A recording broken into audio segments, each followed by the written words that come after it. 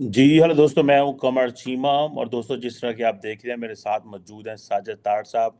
तार साहब, सबसे पहले तो आपके वक्त का बहुत शुक्रिया sir. My pleasure, thank you. तार साहब, आज 2 साल बाद जब हमने बड़ा शोर मचाया कि हम अफगान तालिबान को रिकग्नाइज करते हैं और हम अमेरिका से कहते थे इनको 6-7 अरब डॉलर जो रखा हुआ है वो वापस करें, आज एक नई सुरसरी छोड़ दी है पाकिस्तान ने। कहा जी हम तो ये तो लेजिटिमेट गवर्नमेंट नहीं है, जबकि अफगान हुकूमत का बयान आ गया। उन्होंने कहा इस वक्त पाकिस्तान में एक होशियार हुकूमत नहीं है।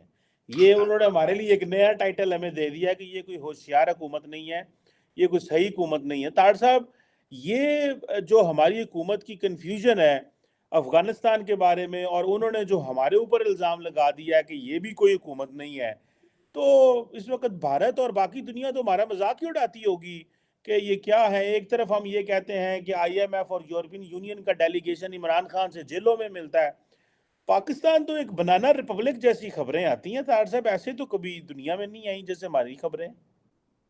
चीमा साहब, बात ठीक है। वैसे आपने भी, इन्होंने भी जो काकड़ साहब ने बात की है, इन्होंने भी ठीक की है कि वो रिकॉग्नाइजेबल हुकूमत नहीं है। और उन्होंने भी बात ठीक की है कि इनका पोर्टफोलियो को नहीं। भाई, आपका तो ओरिजिनली अगर देखा जाए कोई स्याको सवाब ही नहीं है। वो इस तरीके से कि आपको सबसे पहले तो आपको केयर टेकर गवर्नमेंट की जरूरत ही नहीं जब इलेक्शन कमीशन मौजूद हो। तो ये बल्कि आपके चीफ जस्टिस साहब ने कहा था कि इस जो गवर्नमेंट है, ये इसकी क्या क्रेडिबिलिटी है। अगर आपके पास इलेक्शन कमीशन है तो आपको केयर टेकर गवर्नमेंट की तो जरूरत नहीं, क्योंकि इसका सिर्फ एक ही पोर्टफोलियो था कि एक ही जॉब डिस्क्रिप्शन था कि आपने इलेक्शन कराना है। और आपको शायद याद नहीं है, मैंने कहीं से ये खबर सुनी है कि काकड़ साहब के पास तो खुद कभी अफगानिस्तान का पासपोर्ट था इनके पास। तो पता नहीं है किस मुंह से ये कह रहे हैं कि जी वो अफगानिस्तान तो फलां तो ये। और मैंने देखा कि काकड़ साहब अपने क्रीज से बाहर निकल के उनको खेलने का बड़ा शौक है। उन्हें ये नहीं पता कि काकड़ साहब आप आए किस तरह है भाई। आपकी अपॉइंटमेंट किस तरह हुई है। यू आर नॉट इलेक्टेड और सिलेक्टेड और वट।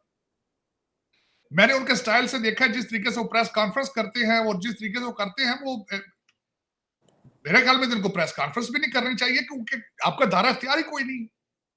देखिए, प्रेस कॉन्फ्रेंस तो तब की जाती है अगर आप कुछ करने की सलाहियत रखते हो, आप फिर उसके लिए जवाबदेह होते हैं, या किसी के साथ वादा कर सकते हो बैठ के लोगों के दरमियान कि मैं फलां चीज इस तरह कर दूंगा, फलां ये इस तरह होनी चाहिए थी। जब आपका दायरा इख्तियार ही नहीं है करने का कुछ, तो आप खामखा अपनी क्रीज से बाहर निकल कर हर वक्त खेलते रहते हैं। चीमा साहब, लेकिन पाकिस्तान के हवाले से जिस तरह आप बात कर रहे थे, वो परवेज लाई साहब ने कहा है कि मेरा साथ वाला सेल है अडयाला जेल में, और मैं देखता हूं कि यूरोपियन यूनियन वाले आके रात को छुप छुप के बात मुलाकातें कर रहे हैं। आईएमएफ वाले खाना लेकर आते हैं इमरान खान साहब के लिए, स्टेकें बनवा कर लाते हैं। पता नहीं किस तरह की बातें ये लोग कर रहे हैं। और अगर ये इस तरह हो रहा है तो अमेरिकन की बात पूरे दुनिया में कोई नहीं सुन रहा। हालांकि वेस्ट बैंक में पीएल फलस्तीनी नहीं सुन रहे, तो आपके वॉइस राय बन के फिर रहे हर जगह। जिस तरह पहले आपके एम्बेसडर साहब इलेक्शन कमीशन को भी मिलते थे, और उन्होंने आईजी पंजाब से भी जाके प्रेजेंटेशन ले ली थी उन्होंने। मेरा मकसद है कोई फिर ये चलाने वालों को पता होना चाहिए ये चल रहा है, खड़ा है, पाकिस्तान गिर चुका है, लेट चुका है, क्या हुआ है। आज की जो दूसरी खबर है, आपकी वजीर खजाना ने कहा कि मौका मिला तो हम आईएमएफ से एक और लोन लेने के लिए उसकी तैयारी करेंगे। और बताया जाए, पहले कौम को ये नहीं बताते जो पहले पैसे आए वो किधर गए।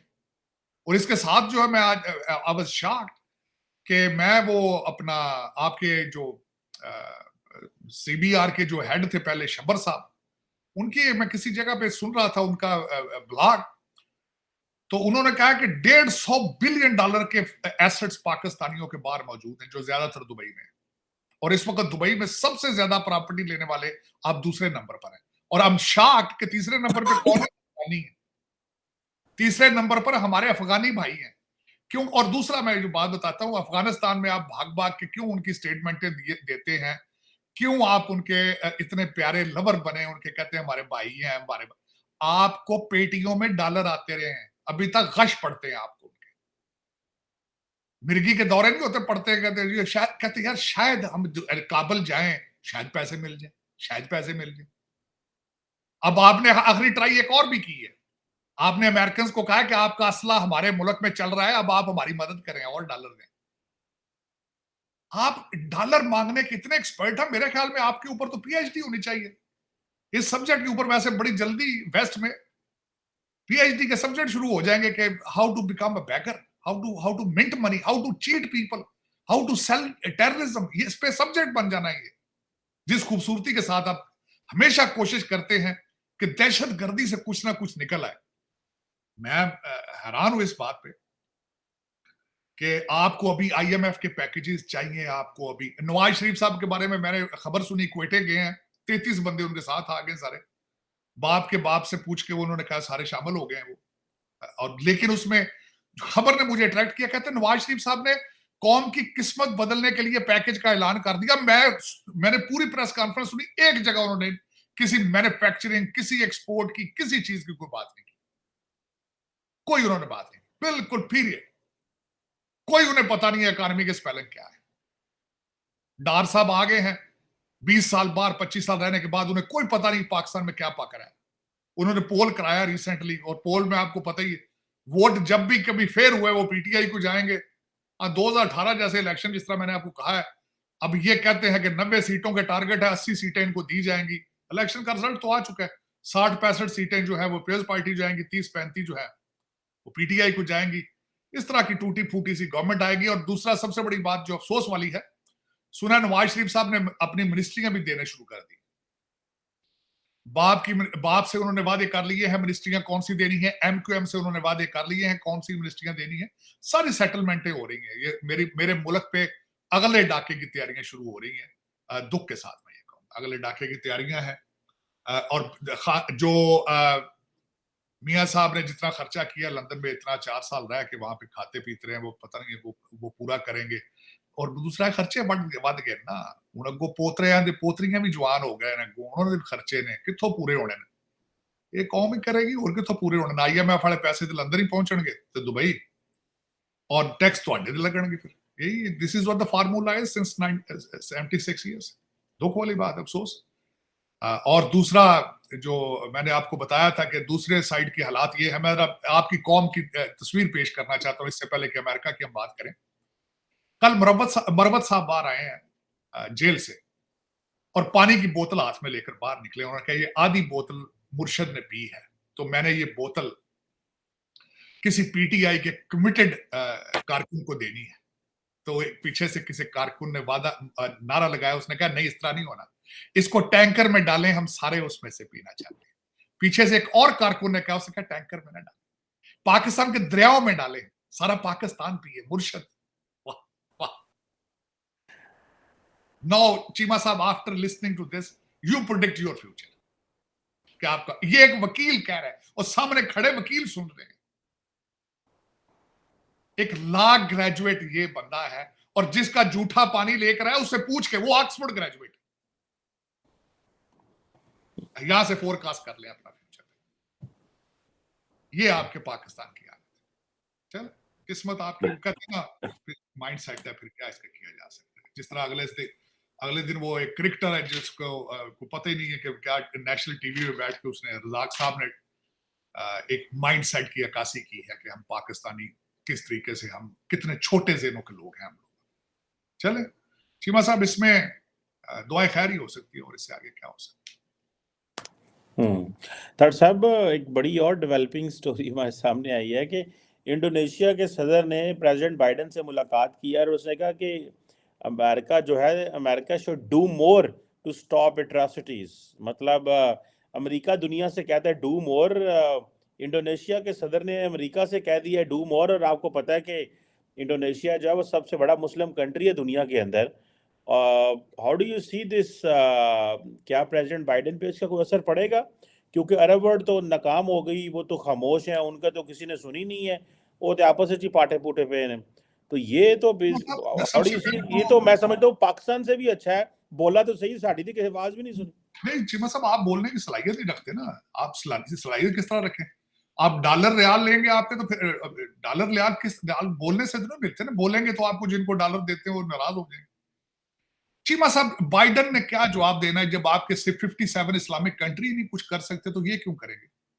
सबसे पूछने वाली बात तो ये है। दूसरा, अब इसका जवाब मैं सिंपल वर्ड्स में दूंगा।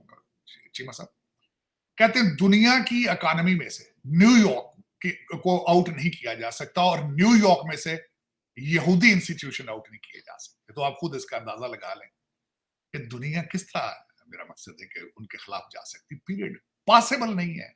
और बाइडन तो ओबामा जो लिख के देता है वो बोलते हैं। आज की मैं बात बता देता हूं आपको उसकी हालत क्या है।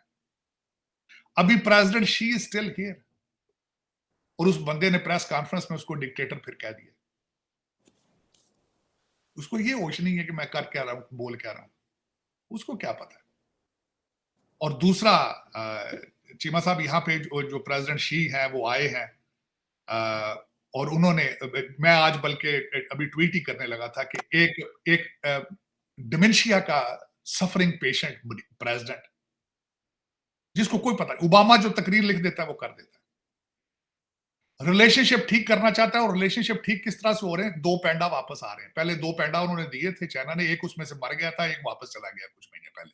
प्रेसिडेंट शी ने कहा कि हम अपने रिलेशनशिप ठीक करने के लिए 2 पैंडा मजीद आपको दे देंगे। ਹੁਣ ਬਾਂਦਰਾਂ ਤੇ ਆ ਗਈ, ਤੁਹਾਡੀ ਮੇਰਾ ਮਕਸਦ ਪਾਲਿਸੀ ਠੀਕ ਹੋਣੀ ਬਾਂਦਰਾਂ ਨਾਲ, ਤਰੀਛਾਂ ਨਾਲ। ਆ ਹਾਲਾਤ ਨੇ ਇਸ ਪ੍ਰੈਜ਼ੀਡੈਂਟ ਦੇ, ਕੀ ਇਹਨਾਂ ਨੇ ਕਰਨੀ। ਉਹਨੂੰ ਰਿਕੁਐਸਟ ਕਰਦਾ, ਉਹਨੂੰ ਰਿਕੁਐਸਟ ਕੀਤਾ ਸੋ ਕਹਿੰਦਾ ਸਾਡੇ ਜਹਾਜ਼ ਜਾਂਦੇ ਨੇ ਤੇ ਤੁਸੀਂ ਸਾਨੂੰ ਵੱਟੇ ਮਾਰ ਦਿਓ। ਉਹਨੇ ਕਿਹਾ ਆਰਮੀ ਟੂ ਆਰਮੀ ਗੱਲਾਂ ਕਰਨ ਵਾਲੀਆਂ, ਤੇਰੀਆਂ ਨਹੀਂ ਗੱਲਾਂ ਕਰਨ ਵਾਲੀਆਂ। दिस इज व्हाट एग्जैक्टली है। उन्होंने कहता जी हमारे जब एयरप्लेन जाते हैं आप पता नहीं क्या वहां से करते हैं, तो वो गल करी। उन्होंने कहा ये गल मेरे नाल ना करे, आर्मी टू आर्मी आप गल करेंगे। और दूसरा इन्होंने कहा कि इसमें से अचीव अमेरिकन ने क्या किया है, कहते हैं आर्मी टू आर्मी बातचीत होगी, 300 बंदा मिला है उनको, प्रेसिडेंट शी को, बिजनेसमैन यहाँ पे, जिसमें इलान मस्क और सारे थे। और उसमें उन्होंने अपना जो टीजर छोड़ा है, उन्होंने कहा कि we are friends of America so you come back. Originally सुना है कि वहां पे यूथ का unemployment rate is high and economy is suffering. लेकिन जो ट्रिप है उसमें उन्होंने ताइवान की भी बात की है। उन्होंने कहा ताइवान हम पीसफुल तरीके से वापस लेना चाहते हैं, लेकिन अगर किसी ने तंग किया वो यूज फोर्स, ये भी उन्होंने कह दिया। लेकिन चीमा साहब, इस वक्त अगर देखा जाए तो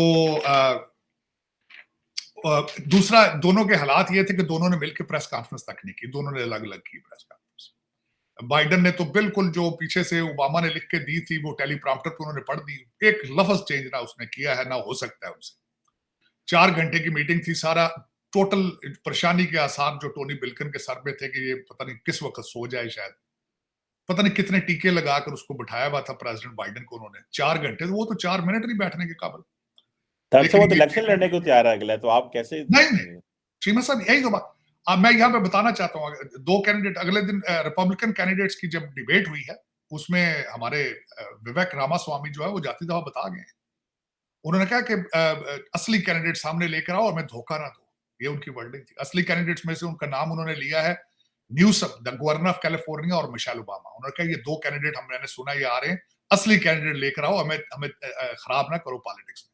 इस वक्त अमेरिका के अंदर चीमा साहब कोई रिपब्लिकन इलेक्शन नहीं जीत सकता, हालात ये हो चुके हैं, पीरियड। इसमें से सिर्फ और सिर्फ जहां जहां से जो गवर्नर, सेनेटर, कांग्रेसमैन इलेक्शन हारते जाएंगे, रिपब्लिकन रिप्लेस होते जाएंगे डेमोक्रेट्स के साथ, और अगला प्रेसिडेंट भी डेमोक्रेट होगा, लेकिन बाइडन नहीं होगा। वो होगा न्यूसम होगा या मिशेल ओबामा या कोई और होगा। लेकिन यहाँ पे जिस तरह मैंने आपका रिजल्ट बता दिया आपको मैंने, 80 सीटें हैं, 66 उसकी है, 30 उसकी है। यहाँ पे भी क्लियर है कि प्रेसिडेंट अगला वही होगा, क्योंकि डेमोक्रेसी खत्म हो चुकी है। Cancel culture, authoritarianism, corruption is on the peak, और उसमें डेमोक्रेसी का कसूर है। करप्शन, देखिए करप्शन की सिंपल डेफिनेशन क्या होती है, या चोरी की सिंपल डेफिनेशन होती है, जब भी human by nature we are corrupt, जब भी अपॉर्चुनिटी मिलेगी हम डाका डाल देंगे। पहले यहाँ पे सिस्टम था कि अमेरिका मशहूर था चेक एंड बैलेंस सिस्टम में, एग्जीक्यूटिव, लेजिस्लेशन और आपकी जुडिशरी एक दूसरे के ऊपर चेक करती थी। अब वो खत्म हो चुका है। मोरालिटी यहाँ भी खत्म हो रही है, no morals, no characters, nothing. और उसमें कसूर अमेरिकन का अपना ही है, देखें अब क्या होता है। लेकिन कंट्री इज सीरियसली डिवाइडेड। और अब मैं इसकी छोटी सी मिसाल लेता हूँ कि गाड़ियां चोरी होना इस वक्त पीक पर है, और मेरे जो डेमोक्रेट भाई हैं उन्होंने कार जैकिंग का नाम चेंज करके जॉय राइडिंग कर दिया है। जॉय राइडिंग कि बच्चे बोर होते हैं तो वो जॉय राइडिंग के लिए गाड़ी ले जाते हैं, और वो उनको जब पुलिस पकड़ती है वो जुवेनाइल्स को देती है, छोटे, और वो उनको छोड़ देती है। बाइडन साहब मेरे ख्याल है ग्रैंड डॉटर भी अगले दिन किसी उनकी गाड़ी 3-4 दिन हो गए व्हाइट हाउस से 10 ब्लॉक के 10 भी नहीं, थोड़े ब्लॉक जॉय टाउन के पास वो उनका जो साथ गार्ड था उसकी गाड़ी छीनने की कोशिश की, हालांकि उसके ऊपर लाइटें और सारा पुलिस की गाड़ी थी, उसको गोलियां चलानी पड़ी आगे से। और फिर पुलिस आई है, उन्होंने पकड़ने से इनकार कर दिया। उन्होंने कहा चोरी तो नहीं ना हुई, कोशिश हुई है ना, क्या फर्क पड़ता है। तो अमेरिका और बॉर्डर खुले हैं, ईरानी, सीरियन, फलस्तीनी, जो जिसका दिल है। एयरपोर्ट पे तो टाइम लगता है आने में, बॉर्डर पे जब आता है कोई भी बंदा उसको वेलकम पैकेज देते हैं, उसको जहाज का टिकट देते हैं, बस का टिकट देते हैं। तो दिस इज। और दूसरा लोगों को बताने के लिए न्यूयॉर्क का मेयर पिछले महीने मैक्सिको जाके वहां उनकी मिन्नतें करता रहा कि प्लीज इधर ना आओ, अब्बा जी तंग कर दें। तो वो इस तरह थोड़ी ना बॉर्डरों पे होता जाके। लेकिन ये कि रिपब्लिकन बात करते हैं जो कि अब आ नहीं सकते, वो कहते हैं कि हम आर्मी के जरिए बॉर्डर अपने कंट्रोल करेंगे, लेकिन Republican don't have any future. इस इलेक्शन के बाद आप देखेंगे कि Republican party won't exist in America any more. आपको रिपब्लिकन पार्टी सिर्फ किताबों में मिलेगी। लेकिन तार साहब ये आप जो ठीक है, ये बातें भी सही हैं, इनका भी एक जाहिर बात है वजन है वहाँ की ये पॉलिटिक्स एक में। छोटी सी मिसाल लेता हूँ चीमा साहब।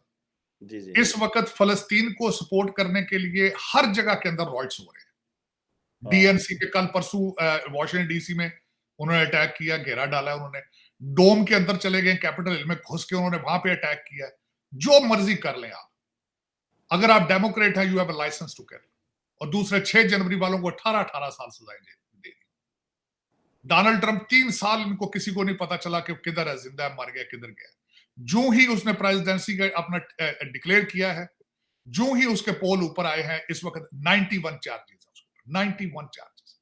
टोटल डिपार्टमेंट ऑफ जस्टिस और एफबीआई की सिर्फ एक ये ड्यूटी है कि डोनाल्ड ट्रंप, उसकी फैमिली और उसके सपोर्टर्स को किस तरीके से अदालतों में घसीट रहे हैं। और जज भी साथ मिले हैं, सिस्टम भी सारा मिला है सारा। और उसको अंदर से, जिस तरह कहते हैं ना, पहले आपके मेरे मुर्शद इमरान खान साहब को अंदर से सपोर्ट होती थी, रिपोर्टें भी मिल जाती थी कि फौजियों ने क्या सर्वे कराया, फौजी क्या सोच रहे हैं। बिल्कुल इसी तरह यहाँ पे चल रहा है। सो it's a failure of voters. It's a failure of humanity, matter of fact. It's a failure of values and respect of life and respect of society, matter of fact. It's a tragedy. लेकिन this is fact. अब जिस तरह आज since journalism has died, अब जो भी बात होती है तो उसको फौरन, जिन्होंने नहीं मानना होता वो कह देते हैं ये वीडियो जाली है, ये सारी प्लांटेड है, ये जी आर्टिफिशियल इंटेलिजेंस के जरिए बनाई गई। तो दूसरे कह देते हैं असली, आधे मानते हैं आधे नहीं मानते। इसी तरह this is how it is going on with democracy at the same time. बिल्कुल सही कह रहे हैं। तो तार साहब मूविंग ऑन, ये जो हमारे पास आप फ़लस्तीन की और इसकी तो ज़ाहिर बात है, इसका तो कोई फ्यूचर नहीं है। और जिसे कहते हैं ना, जब दिल करना है इज़राइल का उसने खामोश हो जाना है, और जब दिल करना है तो उन्होंने वो कर लेना है। तो ये तो हमारे पास ना अदारे कमज़ोर हैं, इंटरनेशनल कम्युनिटी, हर हर मुल्क ने अपने हथियार जो हैं वो डाल दिए हैं। तो वो तो केस ही ख़त्म हो गया। तार साहब एक छोटा-सा है तो गैर ज़रूरी क्वेश्चन, लेकिन इसमें थोड़ा कमेंट कर दें कि ये हमारे जो पीआईए, जो पाकिस्तान इंटरनेशनल एयरलाइन है, इसके जो जाते हैं वो जो के जो लोग होते हैं स्टाफ के, वो कनाडा जाते हैं, वहाँ जाके स्लिप हो जाते हैं। बिल्कुल ये बड़ी इधर एक बड़ी इंसल्ट वाली हमारी स्टोरी बनी हुई है कि अभी 2 सीनियर फ्लाइट अटेंडेंट्स जो हैं, वो कनाडा से स्लिप हो गए। पहले हमारे जहाज़ कोई नहीं लेता था, यूरोप हम नहीं जा सकते, अमेरिका हम नहीं जा सकते। एक मेरा ख़्याल है कनाडा ही खुला हुआ है। तो ये क्यों स्लिप, इनको पता नहीं लगता कि इससे हमारे मुल्क की बदनामी होती है तार साहब? ये तो बड़ी खतरनाक बात है। और एक तरफ हम आप उस दिन कह रहे थे कि कतर को पता नहीं किसको $2 बिलियन की पीआईए बेच रहे हैं। तो ये जो पीआईए के लोगों का हमारी ऑफिशियल जिसे कहते हैं ना एयर कैरियर है, ये स्लिप होना, आप इसको कैसे देखते हैं तार साहब? कनाडा में बार-बार स्लिप होते हैं।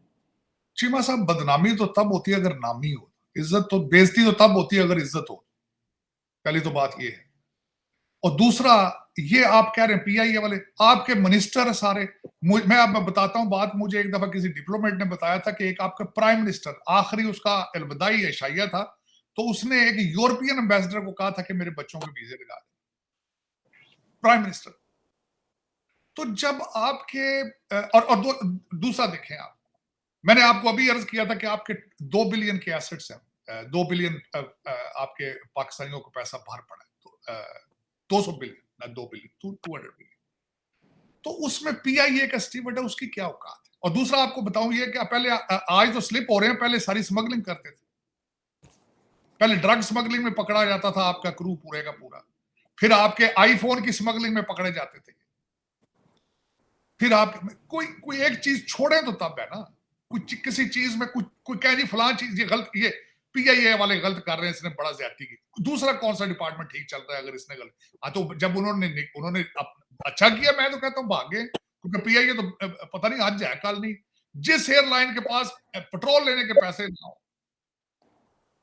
क्या आप काम कर, चीमा साहब आप होते उसकी जगह आप ना करते, मैं तो उन्हें अप्रिशिएट करना चंगा की भज गए।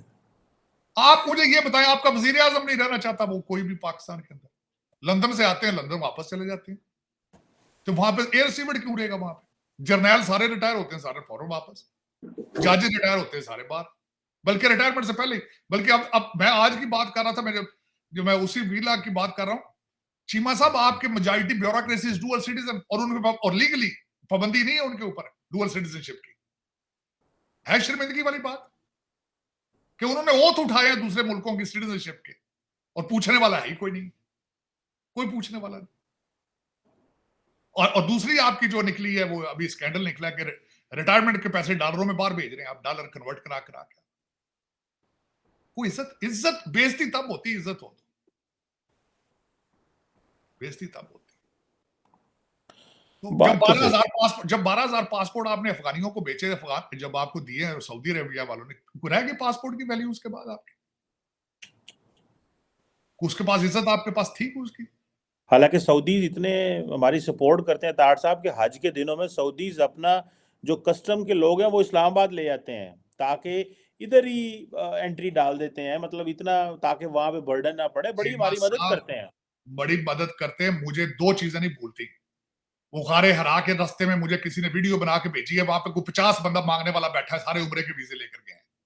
मुझे आज किसी ने वीडियो भेजी, शायद मैंने आपको भी भेजी, 2 पाकिस्तानी खूबसूरत लड़कियां जाके दुबई में खैरात मांग रही, और वो लोग उनको छेड़ रहे हैं आगे से, वो आगे से पैसे मांग रहे। जवान लड़की है, जवान लड़की। और जो मैं तो खैर खुद होके भी आता हूँ, वो मदीना मुनव्वरा, मदीना से निकले, मस्जिद से बाहर, हरम से निकले, मक्का निकले, तो जमीन पर बैठे होते हैं।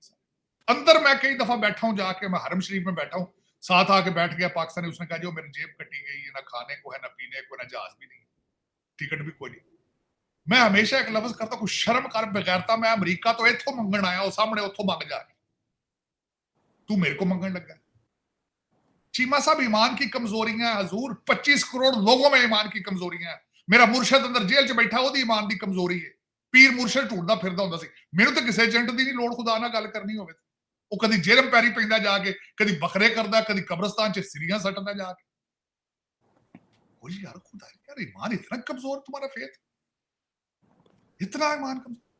तुम मेरे साथ, औरत ने उसको कहा मेरे साथ शादी करो, प्राइम मिनिस्टर बन जाओगे। उसने कहा ठीक है, आओ बिस्मिल्लाह आओ, और भैन बना ला यार ਉਹਨੂੰ, जे साथ ही चाहिए पीर नहीं तेरी, और मां बना ला ਉਹਨੂੰ यार। समाजी रिलेशनशिप भी जरूरी है तुम्हारे प्राइम मिनिस्टर बनने के लिए, और एटॉमिक पावर की तुम प्राइम मिनिस्टर हो, और ऑक्सफोर्ड ग्रेजुएट हो तुम। चीमा साहब खुदा था ना अल्लाह यार, what kind of nation are you? What kind of nation are you? किस किस्म के मुसलमान हो तुम? किस किस्म के पाकिस्तानी हो? पता नहीं। और कोई शर्म नहीं, कोई कोई होता है ना मलाल हो कोई। आज तक मुझे ये चीमा साहब बताया, कभी आज तक जरदारी साहब ने अपनी गलतियों का कन्फेशन किया है? गलतियां लाजमी की होंगी। नवाज शरीफ ने आज तक कहा कि मुझसे फला फला गलतियां हुई, मैं आज मानता हूं कौम के सामने? नहीं। मुर्शद ने आज तक गलती, तो गलतियों से मुबर्रा है, गलतियां नहीं कर सकते। आज तक इन्होंने कभी अपनी इस्लाह के लिए वो गलती अपनी एडमिट की हो? रवाज ही नहीं, रवाज ही नहीं। चीमा साहब दुख है, दुख अलमियात, अलमियात। एक खातून ने कहा मैनू नहीं आई को बीबी मिली जाए आके तू मेरा ब्याह कर, तू प्राइम मिनिस्टर बन जाएगा। और मैं कहा हाँ चल चलिए, आजा 5 बच्चे छाड़े जाके, आजा। पता नहीं यार कैसे। और फिर उसके झूठे, मैं आपको बताया कि अभी उसकी पानी को मरवत साहब पानी की बोतल लेकर आया है, वो कहते दरिया सट्टो सारा पाकिस्तान पीवे। डॉक्टर साहब कहते हैं इमरान खान को अंदर हर तरह की एक्सेस मिली हुई 8 है। कमरे ने चीमा साहब 8 कमरे ने ਉਹਦੇ ਕੋਲ ਸਰਕਾਰ ये तो फिर एलीट है, मौजें कर रहे हैं सर अंदर। सर देसी मुर्गी खाते हैं देसी घी में डाल के पका के, हफ्ते में 2 दफा रान रोस्ट होती है, मर्जी के लोग आके मिलते हैं, अखबारें मिलती हैं, नेटफ्लिक्स पे सीरीज देख रहे हैं बैठ के, और बाहर ਤੁਹਾਡੇ ਮੇਰੇ ਨੂੰ कह रहे ने अंदर कुरान पाक हिफ्ज कर रहे, तफसीर पढ़ रहे, ये महीने 3 अंदर रहा ते वेखना कहना ये हाफिज इमरान खान है। और अगर मुझे जिंदगी में पहली दफा मौका मिला कुरान पाक को अच्छे तरीके अंदर से पढ़ने सीरीज का, देख रहे हैं नेटफ्लिक्स ਦੀਆਂ अंग्रेजी किताबां पढ़ रहे हैं, पता नहीं कितों मंगा के, मैं क्या बली दा ते शिगिर्द हो। और जुडिशरी कहती है इसको और एक्सेस दें चीजों की, तो ऐसा ये भी जुडिशरी भी क्यों नहीं करती है? और मेरा ਜਿਹੜਾ ਕਾਜ਼ੀ ਮੇਰਾ ਜਿਹੜਾ ਨਾ ਵੇਖੋ ਜਿਹੜੇ ਜੱਜ ਕਾਜ਼ੀ ਹੁੰਦੇ ਨੇ ਵੇਖੋ ਜਿਨ੍ਹਾਂ ਨੇ ਓਥ ਚੁੱਕੇ ਨੇ, ਮੈਂ ਇਨਸਾਫ ਦਿਆਂਗਾ, ਉਸ ਸ਼ੇਰ ਦੇ ਬੱਚੇ ਨੇ ਕਿਹਾ, ਉਹਨੇ ਕਿਹਾ ਸਵਿਮਿੰਗ ਪੂਲ ਤੋਂ ਇਲਾਵਾ ਹਰ ਸ਼ੈ ਦਿਆਂਗਾ, ਹੋ ਸਕਦਾ ਸਵਿਮਿੰਗ ਪੂਲ ਵੀ ਦੇ ਦੇ, ਕੀ ਪਤਾ ਪਾਕਿਸਤਾਨ ਕੀ ਪਤਾ, ਇਹ ਜੱਜੀਆਂ ਤੁਸੀਂ ਲਈ ਫਿਰਦੇ ਹੋ, ਜੱਜ ਨਾਲ ਮੈਂ ਤੇ ਕਿਹਾ ਜੱਜੀ ਕਹਿੰਦਾ ਨਾ तो क़यामत ਦੀਆਂ ਨਿਸ਼ਾਨੀਆਂ ਚੀਮਾ ਸਾਹਿਬ, क़यामत की निशानियां दरअसल बात तो सही है, इतने जितना ताकतवर लोग हैं उतना ज्यादा निजाम कॉम्प्रोमाइज है उनके सामने, चीमा और साहब गरीब को चंडे मारते हैं, थप्पड़ मारते हैं। चीमा साहब सर मैं पूरा प्रोग्राम करूंगा किसी भी साहब के साथ बैठ के, सिर्फ ये बताना चाहता हूं कि आज की स्टोरी नहीं है। अयूब खोड़ो सिंध का पहला चीफ मिनिस्टर था, पहला, और सिंध वो सूबा था जिसने पाकिस्तान के इलाक में सबसे पहले ऐलान किया था। जब कोई एलिगेशन नहीं पकड़ी गई थी, उसके ऊपर टाइपराइटर चोरी का इल्जाम लगा के आपने 2.5 साल उसको जेल दिया। 2.5 साल जेल अयूब खोड़ो। भैंस चोरी नहीं, टाइपराइटर चोरी था। नहीं, मैंने कहा कईयों पे भैंस चोरी के इल्जाम है, कई कट्टे चोरी हो रहे थे, कई साइकिल चोरी हो रही। चलो फिर ये जो कौमें जिनमें खौफ खुदा ना हो, जिनमें मौत का डर ना हो, वही लेगेसी का तो शौक खैर कोई बड़ा बहुत दूर की बात है ना, किसी को शौक हो कि लेगेसी में मर जाऊंगा तो मेरे बाद क्या हो। और जिन लोगों की हम बातें कर रहे हैं 10-10 साल जो हो रहे हैं, मैक्सिमम 5-5 10-10 साल में, उन्हें आज ही कल आज कल, और बाद कब्र ने जुतियां पहनी। चलो डॉक्टर साहब आप अक्सर लेगेसी की बात करते हैं, ये बात तो सही है कि इनको पता नहीं क्यों शौक नहीं है लेगेसी का, ये पैसे की लेगेसी क्यों छोड़ना चाहते हैं, फ्लैटों की लेगेसी क्यों छोड़ना चाहते हैं, अपार्टमेंट्स की लेगेसी छोड़ना चाहते हैं, पिछू भावे मुंडे ही खाक हो गई याशी करके मुंडे फातिहा तक नहीं पढ़ते, मुंडे याद तक नहीं करते, मुंडे ड्राइंग रूम में फोटो चुक लेंदे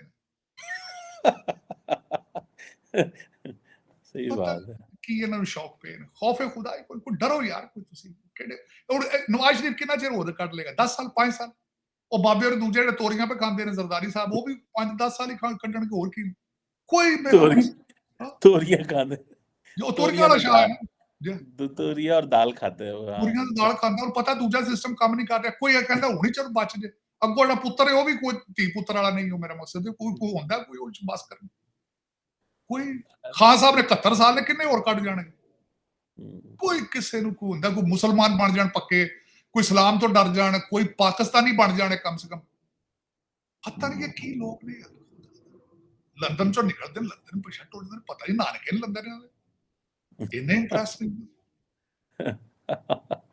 बिल्कुल सही कहा, thank you very much doctor साहब, it's always pleasure talking to, आपके बहुत का शुक्रिया सर, थैंक यू।